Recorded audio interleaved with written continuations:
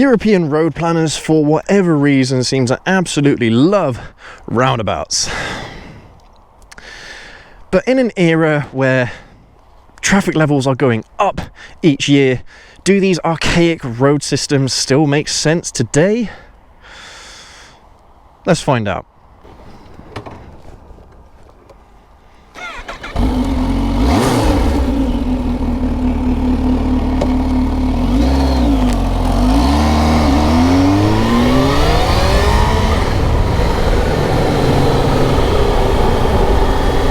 Yeah, guys and girls, everyone's favorite piece of road design. It's gotta be roundabouts, right?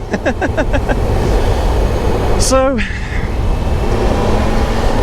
now in principle, roundabouts make a load of sense. So, they're designed in a way that is supposed to keep traffic flowing. So it's not designed to stop you. I mean, whenever you see an opportunity to go, you just have to give way to anyone else that's on the roundabout, and then once there's a space for you, you can take it. And so, yeah, in theory, it makes a load of sense. Roundabouts make a load of sense, and in European countries, for whatever reason, they seem to be increasing the number of roundabouts they have. See, the problem with roundabouts is that they don't work very well when there is loads of traffic. And of course, modern roads these days have a load of traffic. So, and the way how councils get around this issue is by putting traffic lights on roundabouts. Now, the moment you put traffic lights on a roundabout, the roundabout it no longer works. It's outdated. In certain areas, smaller towns where there is a less density of traffic, then they make sense. But in most areas now of the UK and most areas in Europe in general, bloody hell! See that guy? He tried to overtake that cyclist, even though I was bloody here. Seriously, what ignorant twats! Oh God, it's so annoying. Sorry about that, guys. Bloody drivers, eh? Oh, and it's starting to rain, look. Awesome. See, roundabouts, when there's a large concentration of traffic, so in city environments or what have you, they do not work. They might as well just dig up the roundabouts and put crossroads down instead. Let's take America, for example. Now, I've not driven in America, so maybe any Americans watching can clarify this for me, but I've never ever seen a roundabout in America, ever, because they've never ever designed roads that way.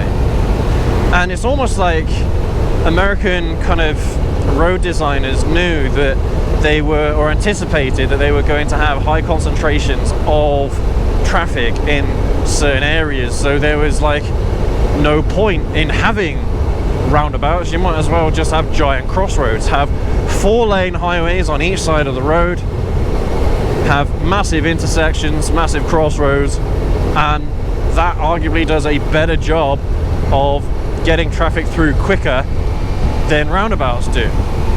So there's been loads and loads of attempts to make roundabouts more efficient, to make them to modernize them, I suppose, and around here the council has, in their infinite wisdom, decided to cut a road inside the roundabout to ease traffic going a particular direction, which I suppose does make some sense, but you can just go all the way around the roundabout as well to go that same direction. You just have to hit an extra set of traffic lights before you do. But that's the thing, we are trying to make roundabouts work for modern traffic, and it just isn't working. Doesn't matter what they do, the traffic is still going to get clogged up. There's still going to be a ton of congestion around roundabouts, because roundabouts nowadays are bottlenecks. So it does beg the question, what is the point? And councils are still building roundabouts. There's a new housing estate that's opened up around here, and they want to join it to a dual carriageway, which is a national speed limit dual carriageway. So yeah, great for the homeowners of this new estate, because they're going to be able to have access to a dual carriageway that will get them all the way around the town and wherever they need to go really, really quickly. But the way how they join the dual carriageway is through a bloody roundabout. That's just silly, don't you think? God knows how many houses they are building in this housing estate, but it's got to be in the thousands. It's not a small housing estate they're building. And they've attached it just to a roundabout. I've not seen any other entrances being built for this housing estate. So this dual carriageway, which before had loads of flowing traffic, was absolutely fine, now is going to be a bottleneck right in the middle because they decided to put a roundabout there. So that is, yeah, it's going to be a nightmare for the people living there, for anyone that already uses these kinds of roads. It's going to be an absolute nightmare, guys. I mean, what do you guys think? Let me know in the comment section what you think about roundabouts, whether or not you think they're stupid or archaic, old-fashioned, and how we can improve road systems. What's the alternative to roundabouts? The obvious alternative, of course, is crossroads, but even then, crossroads have their limits. So what other road systems could you have? Yeah, I don't know. It is an interesting question, and I bet you that road planners, road designers have been thinking about this for a long time, and they're trying to do it on a budget as well. So you can't really blame them for that. When a council says this is how much money you've got to design and build a road, well, they're going to try and do it as cheaply as possible, and roundabouts tend to be a pretty cheap way to sort that out. I do apologise for the rain, guys and gals. Every single time whenever I go out to shoot a video at the moment, I just get hit with rain. Guys, it sucks. I'm going to try wiping the lenses as often as I can, but it'll be interesting to see how the 360 camera does with the rain as well. See how that looks. I bet that'll be a bit funky, a bit interesting. Yeah, so it's a real tough one, guys. How can we ease congestion on our roads, on European roads? Roundabouts clearly are not the solution.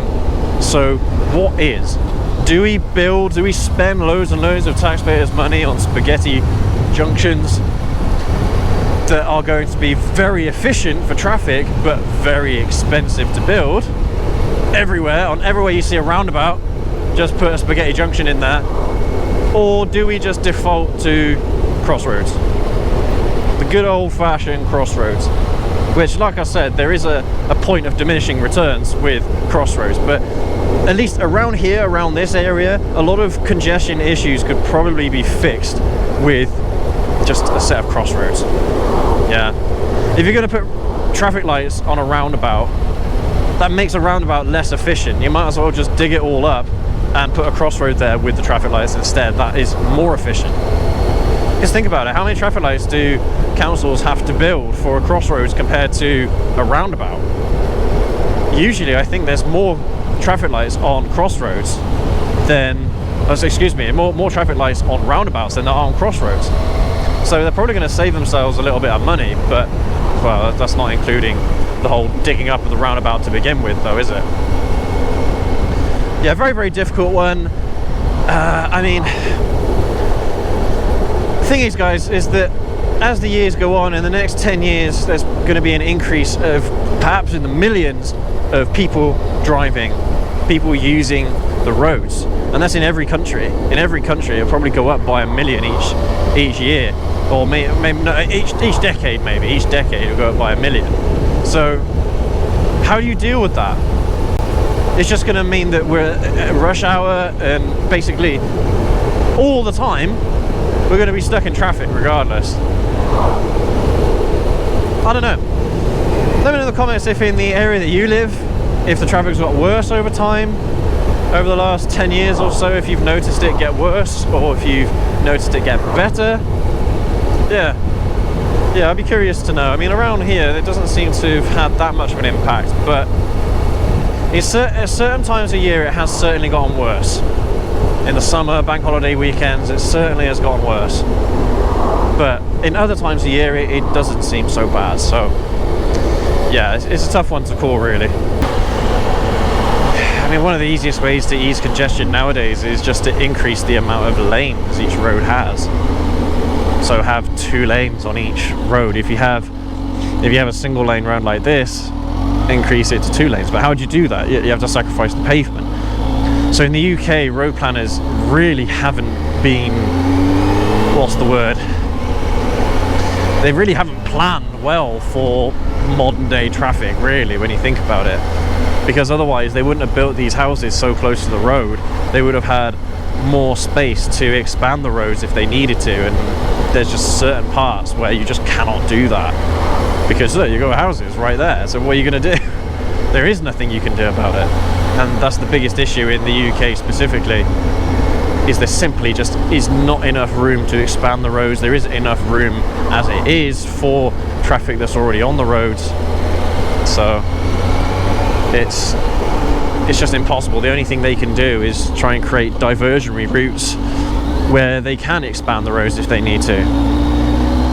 But that's a bit of a faff as well, isn't it? You can't go directly the direction you want to go in. You have to go around because it's less dense, less traffic dense. Yeah, it's a tough one, guys. It's a real tough one, but it's one of those realities that we'll end up coming to terms with probably sooner rather than later. So, I mean, what do we do? What do we do? Let me know your thoughts in the comments. If you've got any amazing ideas, let me know. Any of you that are road planners, that work for the councils, work for local councils, what are your thoughts? Do you get frustrated when you're driving on UK roads because you can't, because it takes you longer to get to work, or it takes you longer to get to a certain place, you know? How often do you use the roads that you design as well? That's one of the comment that I've seen quite a lot, is road designers never seem to use the roads that they actually build. So yeah, I'd be curious to see if there are any road planners in the audience to let me know what your thoughts are.